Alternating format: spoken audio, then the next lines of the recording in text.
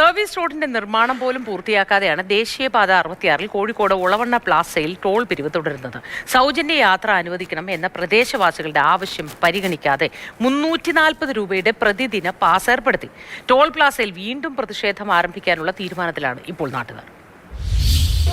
ദേശീയപാത 66-ൽ കർണാടക അതിർത്തിയിൽ നിന്ന് വരുമ്പോൾ നിലവിൽ ടോൾ പിരിവ് ആരംഭിച്ചിട്ടുള്ള മൂന്നാമത്തെ പ്ലാസയാണ് കോഴിക്കോട് ഒളവണ്ണയിലേത്. കാസർഗോഡ്, കുമ്പള, കണ്ണൂർ, മുഴപ്പിലങ്ങാട് എന്നിവയാണ് ഇതിനു മുന്നേ ഉള്ളത്.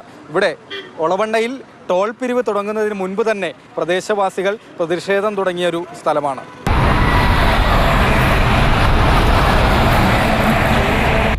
രാമനാട്ടുകര വെങ്ങളം റീച്ച് പ്രതിദിനം കടന്നു പോകുന്ന ശരാശരി വാഹനങ്ങളുടെ എണ്ണം 45,000.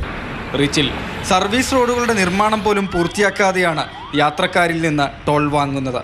ടോൾ പ്ലാസ പുറകിൽ കാണുന്നില്ലേ? ഇനി ടോൾ പ്ലാസയോട് ചേർന്നുള്ള സ്ഥലത്തിൻ്റെ അവസ്ഥയൊന്ന് നോക്കുക. ഇവിടെ റോഡ് പണിക്ക് വേണ്ടി മണ്ണ് നീക്കം ചെയ്ത് പാതി വഴിയിൽ പോലും എത്തിയിട്ടില്ല. അങ്ങനെയുള്ളൊരു സ്ഥലത്താണ് ടോൾ പിരിവ് ഏതായാലും തകൃതിയായി നടന്നു വരുന്നത്. അപ്പം ഈ കോൺക്രീറ്റ് അടക്കമുള്ള കാര്യങ്ങളുടെ സ്ഥിതി നോക്കുക, അത് പാതി വഴിയിലേക്ക് എത്തിയിട്ടേ ഇല്ല എന്നുള്ളതാണ് അവസ്ഥ.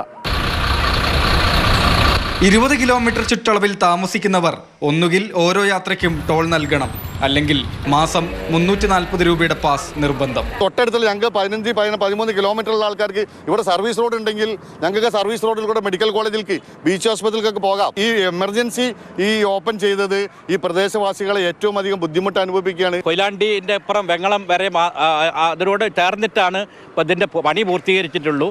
ഈ 25 കിലോമീറ്ററിൻ്റെ ഉള്ളിൽ ഇത് ബൈപ്പാസിൽ ഈ ടോള് പിരിക്കുന്നത് യാതൊരു കാരണത്താലും ജനങ്ങളോട് കാണിക്കുന്ന ഒരു അനീതിയാണ്. ഈ പാസിന് വെച്ചിരിക്കുന്ന 340 രൂപ ഞങ്ങൾ സംശയിക്കുന്നു അടുത്ത ദിവസം ഇത് വർദ്ധിപ്പിക്കുന്നുള്ളു. ഞങ്ങളടുത്ത് ഇത് പറഞ്ഞ 2 മാസം മുമ്പ് പറഞ്ഞിരിക്കുന്ന എമൗണ്ടിൽ നിന്ന് 100 രൂപയുടെ അധിക വർധനവ് ഇതിൽ വന്നിട്ടുണ്ട്. അപ്പോൾ ഈ 3 മാസക്കാലത്തേക്ക് വെച്ചിരിക്കുന്ന ഈ സ്ലാബ് പോലും അടുത്ത ദിവസം മാറിപ്പോകുന്നുള്ള ആശങ്ക ഞങ്ങളിലുണ്ട്. ടോൾ പിരിവ് ആരംഭിച്ചപ്പോൾ കോൺഗ്രസ് വലിയ പ്രതിഷേധമാണ് ഉയർത്തിയത്. പിന്നാലെ ജില്ലാ കളക്ടർ ചർച്ചയ്ക്ക് വിളിച്ചതോടെ സമരം അവസാനിപ്പിച്ചു. ജില്ലാ കളക്ടറുടെ അധ്യക്ഷതയിൽ ചേർന്ന യോഗത്തിലെ തീരുമാനങ്ങളും നിശ്ചയിച്ച സമയം പൂർത്തിയായിട്ടും നടപ്പാക്കിയിട്ടില്ല.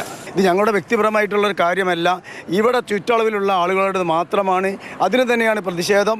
ഇത് ഏകീകരിച്ച് വരിക, ഇതൊരു പ്രതിഷേധ ജ്വാല ഇവിടെ സംഘടിപ്പിക്കാൻ ഇത് എവിടേക്ക് നിൽക്കും? ജില്ലാ കളക്ടർ പറഞ്ഞു ഒരു നല്ല തീരുമാനത്തിൽ വരും, ഇതിൻ്റെ പരിധിയിൽ മാത്രം പെട്ടതല്ല എന്ന് പറഞ്ഞു. അതുപോലെ തന്നെ എല്ലാവരും അത് തന്നെ പറയുന്നത്, പറഞ്ഞിട്ട് അതിന് വ്യക്തമായൊരു തീരുമാനത്തിലെത്തിയിട്ടില്ല.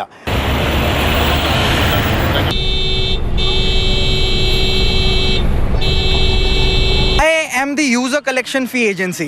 The road has been built by a different company and the government only charges the users as much of the portion is completed.